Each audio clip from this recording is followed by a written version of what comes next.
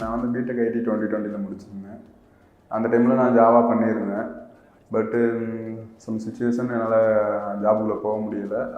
அதுக்கப்புறம் எஸ்எல்ஏயில் வந்து .NET backend development course பண்ணேன். இங்கே வந்து நான் வந்து இன்ஸ்டாகிராம் மூலியமாக தான் பார்த்து அதில் அப்ளை பண்ணி இங்கேருந்து ஸ்ரீநிதி மேம் தான் எனக்கு கால் பண்ணி கவுன்சில் பண்ணாங்க. அதுக்கப்புறம் இங்கே ஜாயின் பண்ணதுக்கப்புறம் எனக்கு சார் வந்து முத்துக்கார்த்திகை சார் தான் ட்ரெயினராக இருக்காங்க. ரொம்ப நல்லா சொல்லி கொடுத்தாங்க. எவ்வளோ டவுட்ஸ் வேணால் எப்போ வேணால் கேட்கலாம், பிரச்சனை இல்லை. அது மாதிரி எஸ்எல்ஏவும் இங்கே நம்ம உட்காந்து படிக்கிறதுக்கான ஸ்பேஸ்லாம் அரேஞ்ச் பண்ணி கொடுத்து ரொம்ப சப்போர்ட்டாக இருந்தாங்க. ஸ்டார்டிங்லேருந்து community class and aptitude class வந்து அட்டன் பண்ணேன். அது வந்து நம்ம வராட்டியுமே இன்ஸ்டியூட்லேருந்து நம்மளை கம்பல் பண்ணி வர சொல்லி அட்டன் பண்ண சொன்னாங்க. கம்யூனிகேஷன் எனக்கு ரொம்ப ஹெல்ப்ஃபுல்லாக இருந்துச்சு.